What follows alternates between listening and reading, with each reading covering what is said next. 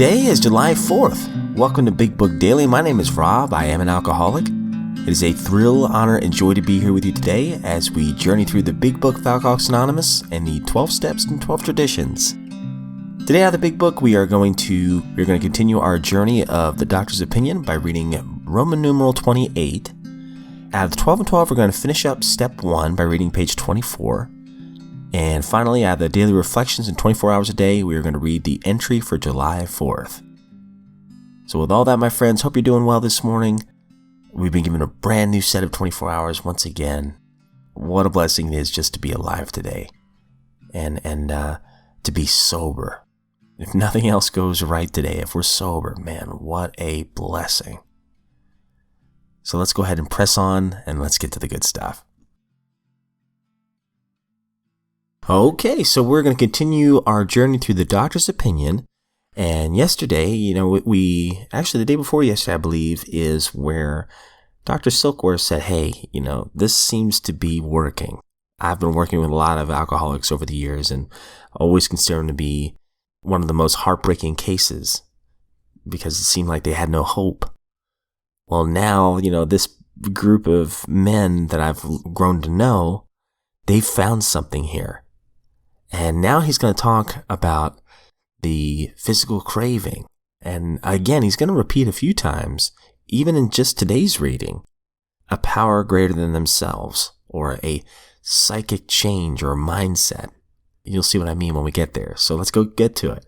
Again, we're on Roman numeral 28. We believe, and so suggested a few years ago, that the action of alcohol on these chronic alcoholics is a manifestation of an allergy, that the phenomenon of craving is limited to this class and never occurs in the average temperate drinker. These allergic types can never safely use alcohol in any form at all, and once having formed the habit and found they cannot break it, once having lost their self-confidence, their reliance upon human things, their problems pile up on them and become astonishingly difficult to solve. Frothy emotional appeal seldom suffices. The message which can interest and hold these alcoholic people must have depth and weight. In nearly all cases, their ideals must be grounded in a power greater than themselves if they are to recreate their lives. If any feel that as psychiatrists directing a hospital for alcoholics, we appear somewhat sentimental, let them stand with us a while on the firing line. See the tragedies, the despairing wives, the little children. Let the solving of these problems become a part of their daily work, and even of their sleeping moments. And the most cynical will not wonder that we have accepted and encouraged this movement. We feel, after many years of experience, that we have found nothing which has contributed more to the rehabilitation of these men than the altruistic movement now growing among them. Men and women drink essentially because they like the effect produced by alcohol. The sensation is so elusive that, while they admit it is injurious, they cannot after a time differentiate the true from the false. To them, their alcoholic life seems only the normal one. They are restless, irritable, and discontented, unless they can again experience that sense of ease and comfort, which comes at once by taking a few drinks which they see others taking with impunity. After they have succumbed to the desire again, as so many do, and the phenomenon of craving develops, they pass through the well-known stages of a spree, emerging remorseful, with a firm resolution not to drink again. This is repeated over and over, and unless this person can experience an entire psychic change, there's very little hope of his recovery. Alright, and out of the 12 and 12, we are finishing up Step 1. We admitted we were powerless over alcohol, that our lives had become unmanageable. Page 24. Why all this insistence that every AA must hit bottom first? The answer is that few people will sincerely try to practice the AA program unless they have hit bottom. For practicing AA's remaining 11 steps means the adoption of attitudes and actions that almost no alcoholic who's still drinking can dream of taking. Who wishes to be rigorously honest and tolerant? Who wants to confess his faults to another and make restitution for harm done? Who cares anything about a higher power, let alone meditation and prayer? Who wants to sacrifice time and energy in trying to carry AA's message to the next sufferer? No, the average alcoholic, self-centered in the extreme, doesn't care for this prospect, unless he has to do these things in order to stay alive himself. Under the lash of alcoholism, we are driven to AA, and there we discover the fatal nature of our situation. Then, and only then, do we become as open-minded to conviction and as willing to listen as a dying man can be. We stand ready to do anything which will lift the merciless obsession from us. Daily Reflection, July 4th. A natural faith. Deep down in every man, woman, and child is the fundamental idea of God. It may be obscured by calamity, by pomp, by worship of other things, but in some form or other, it is there. For faith in a power greater than ourselves, and miraculous demonstrations of that power in human lives, are facts as old as man himself. Alcoholics Anonymous, page 55. I've seen the workings of the unseen God in AA rooms around the country. Miracles of recovery are everywhere in evidence. I now believe that God is in these rooms and in my heart. Today, faith is as natural to me, a former agnostic, as breathing, eating, and sleeping. The 12 steps have helped to change my life in many ways, but none is more effective than the acquisition of a higher power. 24 hours a day, July 4th. AA thought for the day. In Alcoholics Anonymous, there is no thought of individual profit, no greed or gain, no membership fees, no dues, only voluntary contributions of our money and ourselves. All that we hope for is sobriety and regeneration, so that we can live a normal, respectable life and be recognized by others as men and women willing to do unto others as we would be done by.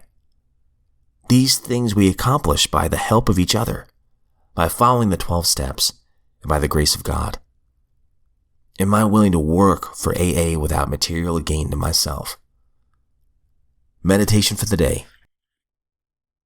What is sometimes called a conversion by religion is often only the discovery of God as a friend in need. What is sometimes called religion is often only the experiencing of the help and strength of God's power in our lives.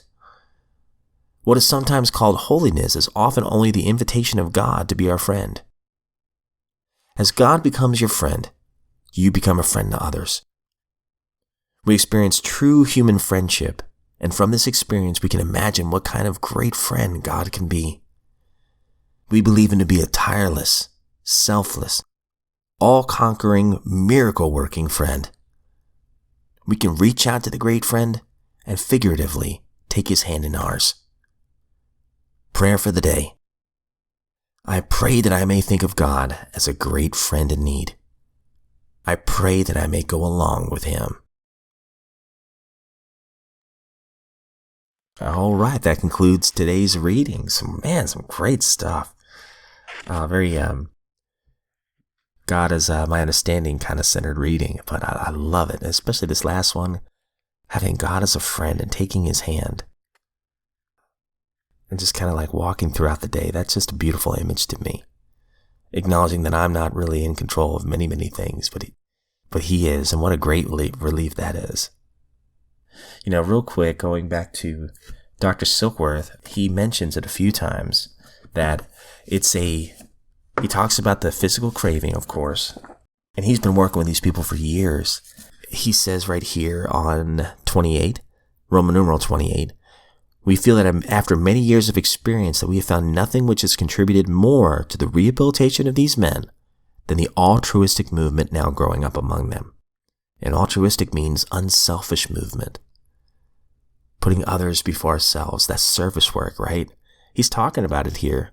And then it says at the bottom, men and women drink essentially because they like the effect produced by alcohol. I sure did.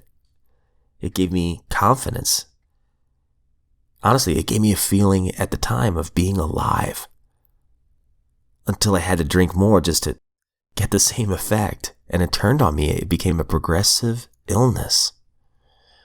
But you'll notice right here too, at the same page, just the second paragraph down. In nearly all cases, their ideals must be grounded in a power greater than themselves. There it is right there. That's the first time I think he mentions it on that page. And then on the next page, this is repeated over and over unless this person can experience an entire psychic change. There's very little hope of his recovery. This is a neurologist here. This is a doctor saying, hey, look, I've never seen anything like this altruistic movement, but I've grown to understand that in nearly all cases, the only possible hope for these people is that they will believe in something greater than themselves. And that might be an entire psychic change for them. It's certainly been that way for me. My whole outlook on and attitude about God has changed a lot. I believed in God before the rooms, as I've said. But, almost like the reading today, I view God not as a fearful, scary, I'm going to get you, I know what you did kind of God. That I was, I guess maybe I interpreted from some of the churches I'd gone to as a kid to more as a, I will never leave you, I will never forsake you, and I'm here with you. Friend, what is it the reading calls him? A miracle-working, tireless, selfless God that is a friend. This is just my perception of God, of course, so I don't want to put my beliefs on anybody else. But that change right there, that's the God that's helped me to stay sober, and that's the one I choose to believe in every day. That he's a God of love. Unconditional love. That works for me. And I hope that your God of your understanding works for you, But that's all we have for today. I've rambled enough. Thank you so much for joining me in this lifeboat of recovery. And as always, please know that I don't speak on behalf of AA, NA, Al-Anon, any other sect or denomination. I am just a friend that loves these few books here. And I'm grateful that you're here with me. It truly is an honor to be here. And if you are sober today, my friend, please know that you're a miracle. It's just one day at a time, right? If we're given another 7 24 hours, I look forward to seeing you right back here tomorrow.